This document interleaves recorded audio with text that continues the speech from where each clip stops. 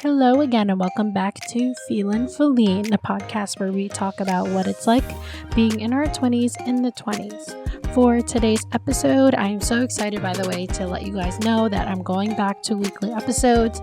I needed a well-deserved mental break from just everything and time to renew, refresh, and I'm finally back. So let's talk about traveling. I'm so excited to share this with you guys. Let's get started. Well, hello, you guys, and happy end of July. It is literally going to be August. I literally cannot believe that. And I think I just realized that I had the wrong date on my podcast episode trailer.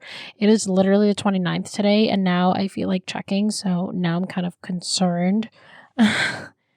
Let's see. Oop, false alarm. We're all good. So yeah, we're pretty much halfway, if not more than halfway done with summer, and I still cannot believe that. I'm still so shook at how fast July passed. Like, it's literally going to be August in a couple days, and I still can't believe it, but it has been a decent month in terms of me, just taking advantage of the day, just enjoying every minute. And I've been practicing a lot of things that my therapist has been kind of emphasizing or pushing or, thinking it's a good idea for me to do. And that is just mindfulness. Try saying that 3 times. Mindfulness. It is being aware of my current feelings right now. It's just understanding my body, understanding the moment and being in the moment. It was getting so bad that sometimes at work, I'd literally be able to focus for a maximum of 10 to 15 minutes and I'll be distracted. Then I'll be on my phone. I'll check my email. And the next thing I know, like 25 to 30 minutes have passed. And then I'm like, wait, what was I doing for work again? I don't even remember. And that has happened so much in just general life that I feel like it's been so helpful to even just practice being present. And I feel like even just this week, I have this kind of renewed and refreshed energy that I didn't really have for a long time, especially, the beginning of this year and kind of a little bit into the half of the year as well. So it's something that I'm just really happy about, that I've actually just been kind of actively trying to change. Oftentimes I feel like sometimes I think that I can't change what I am. I can't improve my quality of life. Like, if you're comfortable, you're not going to want to improve it. You're like, it's already good the way it is. Why not just leave it? Don't fix anything that isn't broken, as they say. But there's always ways to improve your quality of life. And, I feel like a lot of that was just me getting in touch with my hobbies, my feelings, my present feelings and emotions. And even honestly, there was a lot of things that I was super uncomfortable kind of thinking about. Like, everything after life was giving me anxiety. And I think I've kind of changed or shifted the way that I looked at those things. I feel like my therapist has kind of been helping me be more open to when I have that anxiety and kind of explore thoughts that come into my brain at the right moment, of course, not in the middle of work. And I think that mindfulness, meditation, and just being aware of my feelings at the present time has really helped me, only explore my feelings when the opportunity allows it to be. For example, when I'm working, I shouldn't be thinking about death. I shouldn't be thinking about the future or weddings or, buying a house or money. I could be thinking about that when I do have the time. You just kind of have to practice letting your thoughts come and go. And I think that's been very good for me this week. I definitely can say even just this week alone and being more active about it, I've felt a lot better, just less anxious. And, no matter how big the step forward, I am still, just really happy in general that I'm progressing in terms of just me handling my anxiety better.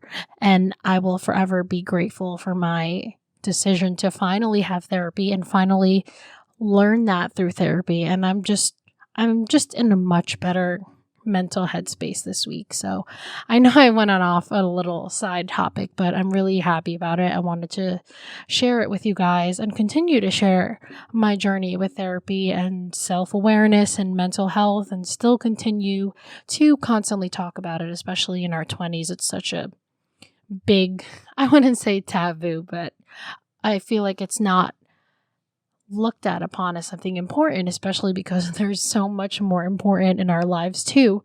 But, if we ourselves are not happy or satisfied with our emotions, our feelings, our control on things we can control, and letting go of things that we can't, then we can't really do things to the max. We can't really, live life to the fullest. And I think that's so important. And speaking of living life to the fullest, I am a firm believer that we should travel as much as possible in our 20s. And, I feel like it's so hard sometimes because, listen, I love my job, but I only have 10 vacation days. But that doesn't mean you can't travel. There's a lot of travel hacks, a lot of things to practice, or things that you can use in planning your trip, during your trip, before your trip, after your trip. There's a lot of stuff that oftentimes we don't pay attention to, or, we don't use because, the very simple way of just going to an airline website, buying the tickets, not really researching, researching is the brunt of it. You have to make the effort. If you're going to want to save money, if you're going to want to travel and still, do it at a decent price and not have to spend thousands and thousands of dollars, there's ways to do it. You just have to, first of all, be patient. And second of all, research your options, So I am very excited to talk about traveling because it is my number one favorite thing to do, and my parents do it all the time. However, their way of traveling sometimes is very extra and saves money, but also is extra, if that makes sense. So there's a lot you can do, and then there's a lot that sometimes, is it really worth it? It's just things that you kind of have to consider. So let's start first by planning your trip. There are so many travel hacks in planning your trip, and the first thing I will 100% preach at all times: get yourself a travel rewards credit card. I know what you're thinking. A credit card is toxic. It is horrible. You can spend large amounts of money, but if you can control yourself in that aspect, even if you do spend a lot, why not get points back for spending so much? And travel reward cards are so awesome because, when you sign up, you already get 10,000 points. And for me, I use the Bank of America Travel Rewards credit card, and I've heard a lot about this card and also Chase. So definitely explore both options and see which one, kind of suits you. But it doesn't matter. It's basically like you buy whatever you want, and everything you purchase, you get points for purchasing. And, you can use those points eventually for traveling, and people don't take enough advantage of that. Bruh, okay, so I'm going to New Orleans soon, right? We literally booked a hotel that cost almost $500, and my credit card literally covered the whole thing. So when I tell you, you save hundreds of dollars. Like, if I had more points than that, I would have been able to pay for my flight too. You literally can fly for free, get a hotel for free, and I will not stop vouching for a travel rewards credit card. Like, it's so versatile. Like, you can get points for anything that you buy. And I think for me, it's 2,500 points is considered $25 or something like that. But I don't know the exact calculation, but I definitely have used it to the max for my vacations this summer. And I think it's super awesome. I get so excited talking about traveling because I love it. Like, I'm literally going to New Orleans and staying for free, but I love that. Anyways, definitely look into your travel rewards credit cards. Discover is okay. Don't get me wrong. Like, the credit cards that give you cash back is pretty much the same thing. And my dad says this all the time, but I don't know. I just like that the travel rewards are nice. And the thing is, the difference between Discover, where you can get cash back and use it for basically anything, you get travel rewards and you can use that towards travel purchases. So I've seen sometimes in my card, like travel purchases include even DoorDash, even Uber, it counts towards. So let's say you have points to spare when you are on vacation. You can even use that for your Uber drives or even your DoorDash food deliveries. You know what I mean? I think it's just so much more versatile than just a normal cashback credit card. So I definitely recommend just starting there at least. If you have too many credit cards, well, that's a whole nother problem. But I definitely would say it's helpful to build your credit, one, and, you get points back. I mean, who doesn't want free money back? Who doesn't want to see their credit card bill go down a couple $100 because of your travel rewards? You know how satisfying that was when I saw my credit card bill go down $500 because, obviously you have to put the hotel booking in your credit card. So of course it's going to go up, but then once you add the points and have it reflect back, it's just amazing. I love travel rewards credit cards. I've had this card for 3 to 4 years and I've just been super impressed by how great it is. Now, also planning, you should use Skyscanner. It is a flight search engine and basically it'll give you the cheapest options. I have used that a couple times too, and even Google Flights sometimes, but you kind of have to be careful. I've heard a lot of people tell me that you have to browse in a private browser, and even on Mondays and Tuesdays, that's your best bet to find the cheapest flights. And I don't think I've tried the Monday, Tuesday thing, but if people are telling me, I would say just let me know if you guys try it. Now, I know you guys know of hotels, Airbnbs. These are great different alternatives to hotels. You rent someone's house basically, but because of COVID and because of demand, it's been really hard. And especially because Airbnb apparently has been upping their prices. So I definitely recommend you do extra research. And listen, you guys, do not ignore the reviews. They are there for a reason. Read them thoroughly for places you're considering, especially Airbnbs, because I've heard really bad experiences with some houses there. But, I feel like hotels, for me personally, I would not want to go cheap on, just because, sometimes they don't wash their bedding. Sometimes there's bed bugs. I saw a few TikToks on that. It's really nasty. But something that I recently just heard about was something called a hostel. Now, it sounds kind of weird and it almost sounds inappropriate. I don't know why I think of something inappropriate, but it's totally not.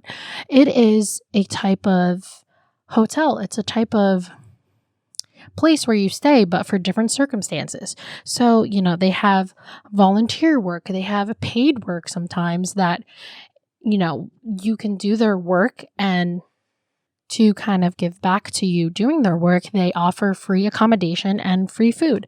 And I think that is so cool. I just saw a video on it recently on YouTube about this girl explaining it. And I think it's cool. It gets you really connected with the culture. It gives you pretty much what it's like living their experience. And I think that is so awesome. Obviously you can choose to be in the middle of nowhere, but you can also choose right by the city. And there are even apparently hostels where they let you stay there to watch their pet. That is pretty cool too. I would definitely look into that. So that's one thing to think and try and see, how you feel about that. So speaking of accommodations and food, I would definitely pick hotels that have free breakfast. And I know sometimes people are it's first of all, from 7 to 10 in the morning. Who wakes up at 10 in the morning on vacation? Bruh, you are not vacationing right if you're sleeping until 10. The point of traveling and seeing something new is waking up early and making the most out of the entire day. I don't know about you guys, but I don't do any sleeping in when I'm on vacation. By 7, I'm ready. Let's go. Let's be out there and explore the culture and see new views and try new food.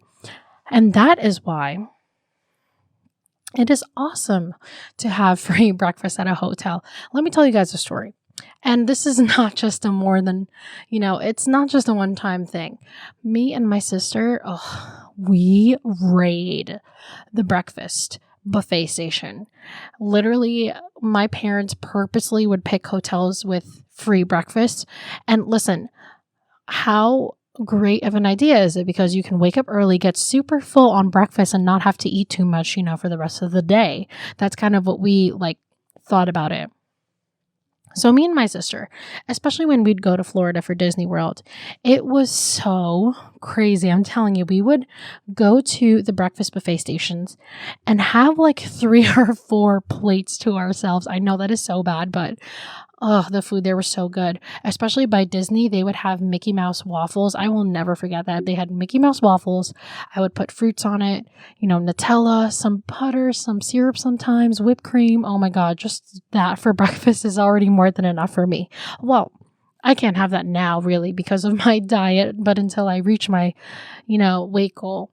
Anyways, we would have plates and plates of food, and it would be not just a small station, you know what I mean?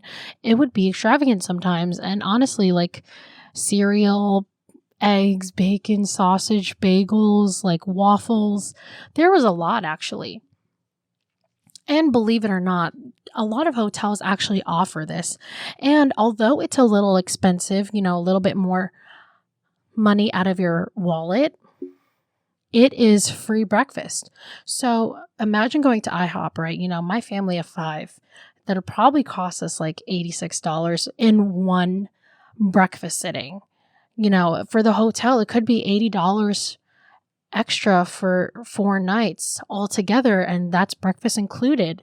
So you have to think about that too, how much money you're actually going to save, because obviously everything restaurant food, everything going out to eat is always going to be more expensive than making food at home or having free breakfast at the hotel.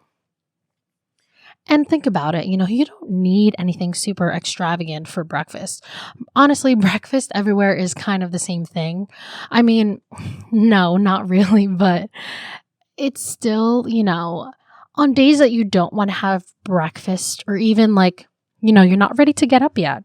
My family would go to the breakfast buffet station and honestly pack hella plates, bring it up to the hotel room, and everyone will eat while the other person or people are showering and getting ready. It's kind of 2 birds, 1 stone thing. We have breakfast and we can get ready and we can, get to our destination on time. And especially in Florida for Disney World, you'd want to go to Disney basically when it opens because it's going to be packed. You want to try to beat all the lines and the busy traffic and just everything going on. And this was also applicable to California when we went because obviously, I'm sure everyone listening, well, in the US at least, California, USA, traffic is one of the worst places to be stuck in if there is traffic.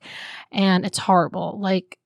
Literally, you just don't want to be stuck in traffic, and you don't want to be stuck during rush hour, especially in a weekday where everyone's trying to go to work. It's horrible. So you want to plan that too, you know what I mean? If you're going to want to have breakfast, first of all, sitting down at breakfast in an IHOP or just a diner or something, don't get me wrong, it's a great experience to go to a diner one time out of all the days that you're there because, you want to see how breakfast is in this new place, in this new state, in this new country. But, it is expensive, and also you're going to be sitting there for a couple of hours, and that's already 2 or 3 hours wasted in your day. So rather than doing that, you can kind of just have a quick breakfast, go around and actually, really immerse in the culture rather than, sitting around and just having breakfast and really just wasting the morning. Now, kind of circling back around to flights and, picking the right flight prices based on what Skyscanner shows you. You should try. I mean, in our 20s, we should be more flexible than most, older adults who, have to wait for their kids to not be on vacation. For those of you who already have kids, I mean, you kind of are already in that group where you have to plan around school schedules, around, more than just 2 people. But if you yourself, you're traveling, I would recommend staying super flexible. Do you really have to go to Florida Disney World for Christmas every year. Like, if you went already one year in Christmas, it's beautiful, don't get me wrong. But if you go on an off day, it's so much cheaper. It's so much, it's less busy. And you won't have to deal with long lines. Disney is fun, but to get on a ride, I've waited like 3 or 4 hours sometimes, and that's just one thing. So you have to be a little flexible, and it'd be cool because you can check out different dates, different date ranges of the year, and you can use Skyscanner and see, like, it's cheaper to go this weekend versus the weekend after, or even in July or something like that. You know what I mean? It's cool because you can still go see places and not have to go and wait until everyone's going on vacation, And I think the perfect time is in our 20s. We're done with college. We don't need to worry about midterms or exams. And yes, obviously you still have to get your boss's approval and things, but you literally have more time and flexibility to go on a trip. And I feel like we don't take advantage of that enough because, one, we're always worried about missing work, and two, we're always just so busy and caught up in one thing after another. And that's why, it's the perfect time in our 20s, to practice feeling overwhelmed and taking a deep breath, taking a step back, and taking the well-deserved vacation that your company has given you the time to use. I know a lot of people who, that's also another thing, they don't use their vacation days. They literally wait until the year's over, thus, leading to that increase. It's an indirect increase more of people traveling during the holidays because they want to save it during the holidays. But let's be real, Christmas really, unless you're traveling to see more family members, which is totally understandable, you don't have to plan a big vacation for Christmas. You can plan it on a totally different time of the year where it's just honestly cheaper to do it. And in our 20s, again, I'm always looking for ways to save money and still live life. It's hard because some people are like, vacations are too expensive. I can't afford it.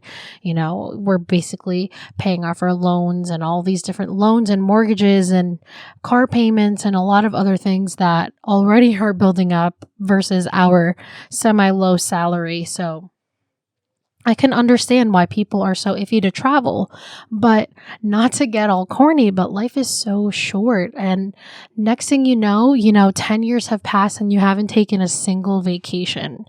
And that again kind of ties into it because you don't have to plan a super expensive vacation.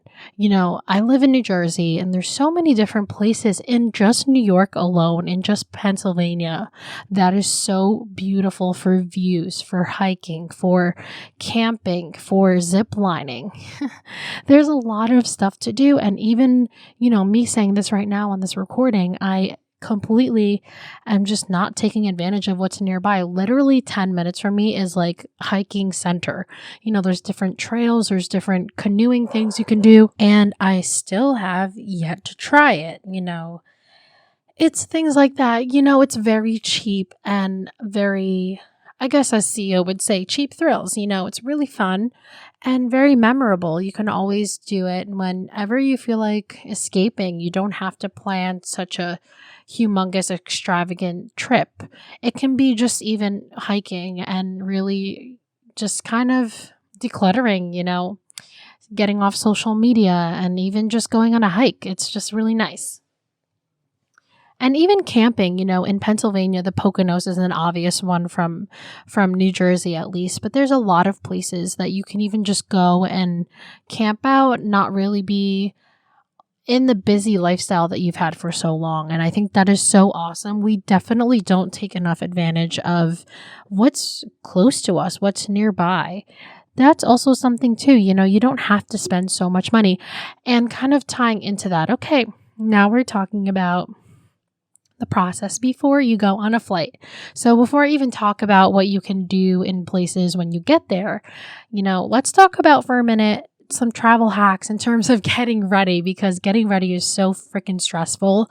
First of all, I'm a very big list maker. Make yourself a dang list. It'll save your life. Plan ahead. First of all, don't even this is what irritates me about my sister. She does not pack lightly. Do not pack 5 pairs of jeans.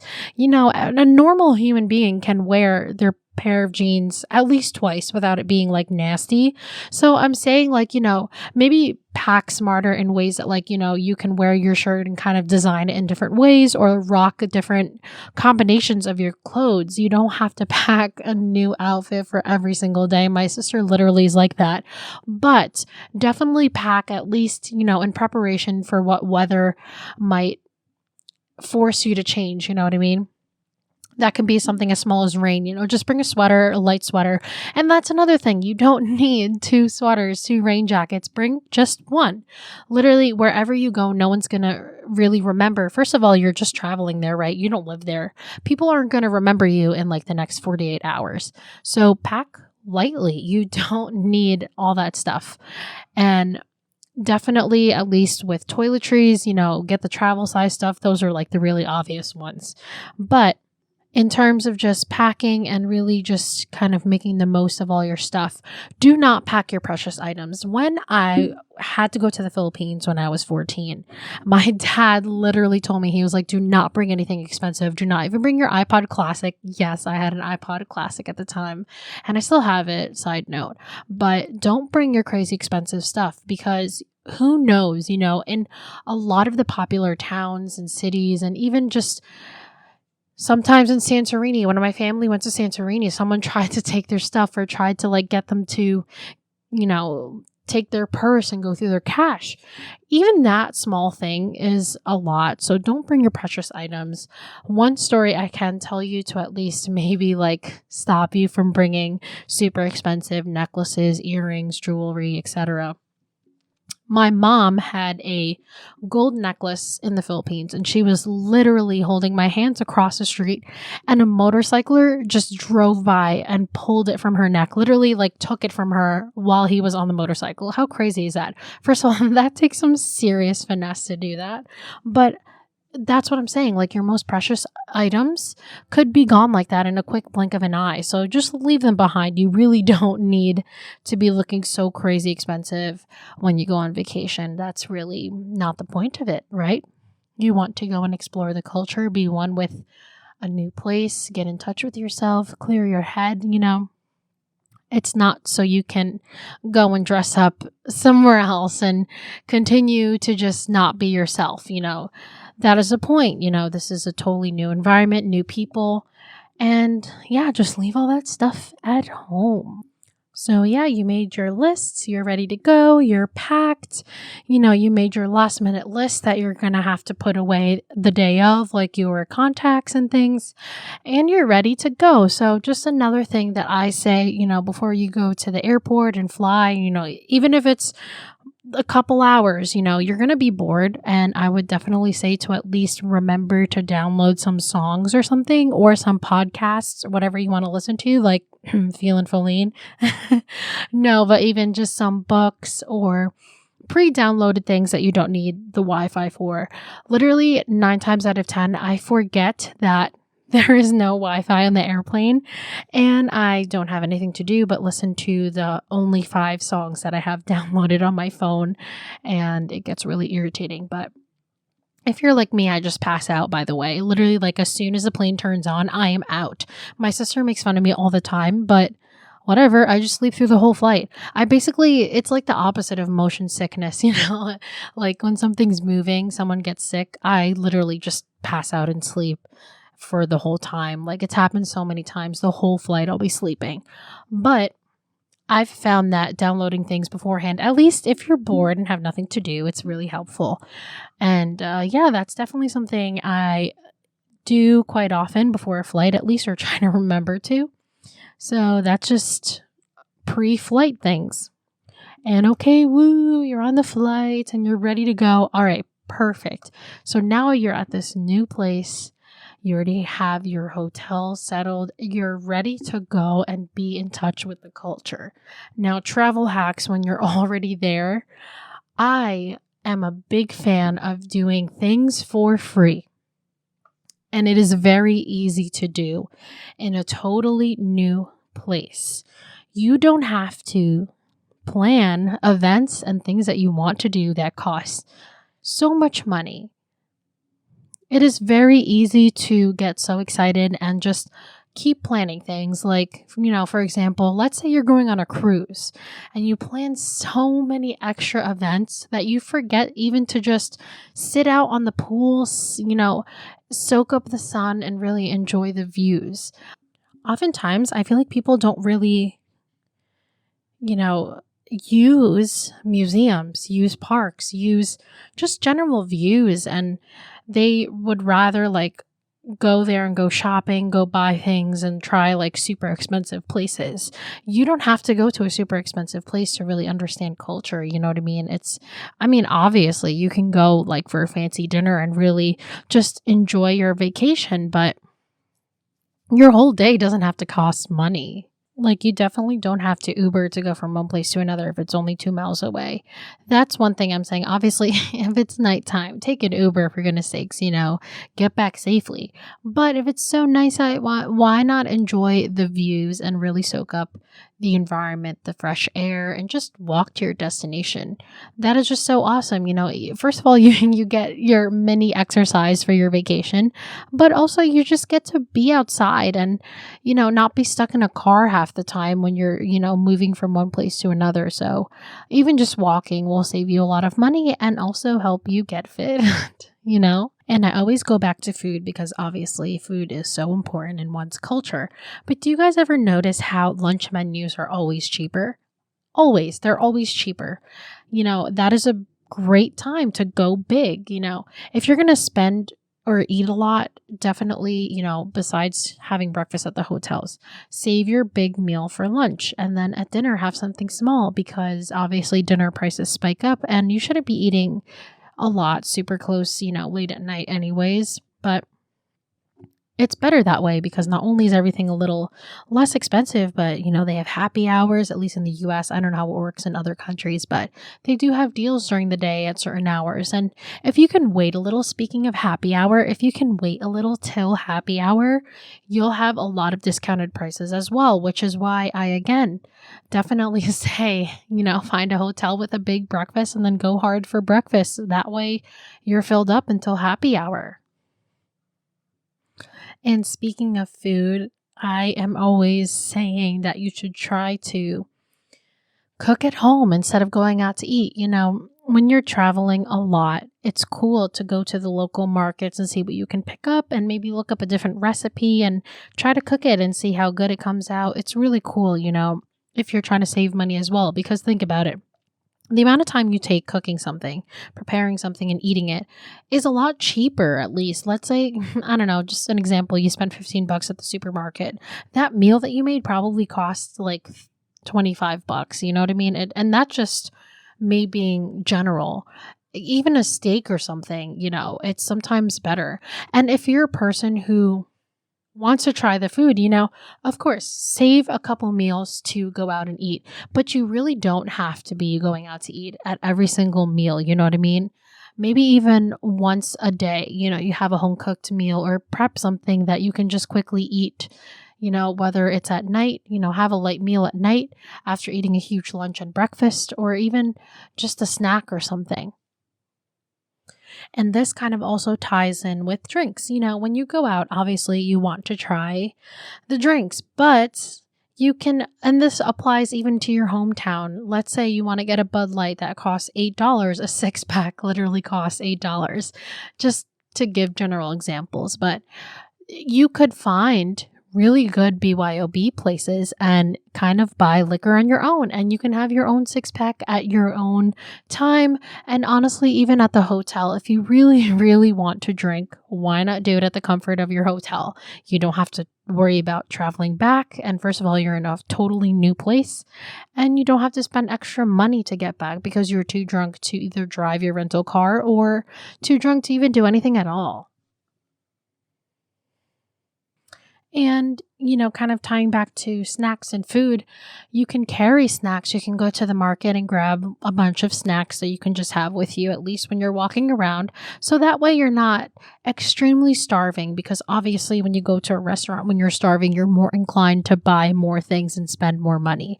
So if you kind of go there not really that hungry, you really decide to go kind of lighter, and that also helps you save quite a lot of money. And what I love about going to a new place is really just the locals. If you ask around what good places are, what good affordable places are, they will help you. They will literally lead you to really good places. And I love that, because not only are you getting to know these people, but you're going to try something that might be a family restaurant, or something that's a little less common than just the general restaurants that everyone goes to in this town. So I think that is so cool. You can really use maps and find, or Yelp to find really low key places that are probably less expensive, and honestly even pick places outside of the main city, because everything in the cities are like always more expensive. And save your trips to the city to go sightseeing, to go walk around, to go see new places, new statues, monuments, parks. There's so many things you can do for free. And also there are sometimes museums and different things in general that are free for the day, or free at a certain day of the week. And that'll be cool too. If you did your research, you can find if there's museums that allow free admission that you can definitely use to your full advantage, and just stay there for a good portion of your day. Also, for my students out there, you can still get student discounts. So I definitely do research in that aspect too. I just definitely would just recommend always doing your research, because there's always things that you can do for cheaper or even free if it allows you to. And, obviously, sometimes people want to go shopping. They want to buy different clothes, different jewelry, just new things at new places. But do you really need that? You know what I mean? If you're going to spend the money, then it's probably easier to spend it on something that's a little more memorable than, an article or a physical item. If you're going to spend money on that dress that's really cute, then you might as well spend money on a tour or something to go sightseeing. And that's going to be more involved with the culture, more into just where you are, instead of, kind of just going there just to spend more money and shop, when you can do that at home. That also ties in with drinking. You could literally get drunk at home for no money that you even spent right now to get you to where you were, in terms of a new place or a new location. So why spend the time getting drunk? Yes, it's fun, but there's so much about the new location that really needs to be experienced. And it's just so beautiful to even just look up and enjoy the environment around you. And for people who are restless and would like to travel to more than one, place at a time, sometimes that's way more expensive. Why not have smaller vacations, to spend longer in one country or region, and then come back to another place or country or region for a future trip? You can definitely take advantage of kind of staying in one place versus traveling everywhere. My family, when they went to Europe, they tried to fit in I don't even know, 3 or 4 countries in I think 8 to 10 days. And it was just so expensive. I remember they said that it was super expensive. When you're outside walking around, that already passes a lot of time. When you're going sightseeing, obviously all the different sites are not going to be right next to each other. So getting from one place to another also takes time. Going there and soaking up the air, and then having lunch and dinner, that takes up a lot of time as well. So before you know it, you actually have the whole day passing. So it's actually more convenient and less expensive for you to stay in one place and kind of save that next area for the next time, And also that just opens up more opportunities for you to travel more and gets you more excited just about life to go and see somewhere else. And just like it takes us a bajillion years to get used to our culture, it's not going to take you a couple days to get really soaked up into the culture. You can do what the locals do for free, really get in touch with their culture, what they do, go on tours. If there's something interesting that you see that they're doing locally in their area, Why not ask them how they do it and talk to them, go up to them, hear their stories? I absolutely love that. And social media is absolutely fantastic. If you can find a Facebook group that kind of alerts you to cool things going on in the country as you're there, that is super awesome too. You can definitely use that to your advantage. Now, that's it for me for now. But, the general question is, how do I get started on saving? And that is kind of, where the root of all your questions and problems start with, because, based on what you have, that is how you plan your vacation. But, if you have a lot saved up, doesn't mean you should use all that. At least you'll have backup money, but it doesn't give you excuses to go and spend excessively. You know what I mean? But what I can tell you is, if you really truly like to travel, I would highly go back to first the travel rewards, but also, you can start putting a solid percentage into a different savings account or a different account other than the one that you use for like normal purchases and things. If you automatically have a set amount going into your savings, you don't have to think about it a single bit. It stays in your bank account. You don't even realize that it's there. And next thing you know, after a couple of months, after, 6 to 8 months or whatever, you have a certain amount that you can use to travel. So that is also kind of another side hack that I use. If you have a goal in mind, and this doesn't just apply to traveling, but just in general, if you have goals, like, you can change the percentage of your paycheck and how much that goes into your travel account or your savings account. And you literally are indirectly saving up for a trip. And that's kind of the thing, right? We have to be smart and understand our finances and really just be proactive. Like I said, I'm the worst person because I can keep preaching saving money and then go on Twitter and see a pair of Nike shoes and buy them. But I'm trying my best to be better. And that's the only thing that we all can do. We can just keep doing our best. But that's all the hacks I have for today. And if you guys have any more hacks, please, let me know. I would love to hear from you guys. And because we have this website up now on WordPress, feelinfullenepodcast.com, you guys can add your comments and really just let me know if you guys have any other travel hacks. I'd love to know too, because obviously I'm just really starting to travel on my own and kind of figure out my own plans. I love traveling with my family, but I also would like to see the world, on my own too as well. Feel free to leave comments on my post on my website, because I would absolutely love to hear it from you guys. And, if this is your reminder to go travel, to go see the world, and really become immersed in a new culture, to refresh and renew, or even just take a vacation from your really busy work days, this is the sign. Take it, use your vacation days and go and have the mental break that you absolutely 100% deserve. You got to tell yourself that you deserve to work hard and you deserve to get paid for working hard, but you also deserve a break. Everyone deserves a break.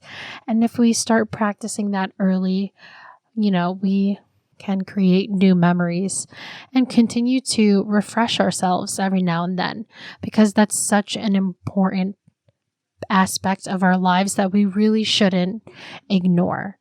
And so, that's it for now, you guys. If you have questions, concerns, DMs, topics, comments on my website at feelinfullenepodcast.com. I'll have all the Spotify episodes on there. But, if you have any other questions, you can always hit me up on TikTok, Instagram, Twitter. My Instagram and TikTok are at feelinfullenepodcast, and my Twitter is at feelinfullen. I would love to hear from you guys, so just let me know, any other travel hacks. I would love to use them too when I start really traveling again post-COVID. Fingers crossed this shit gets better, you guys. Till next time, bye!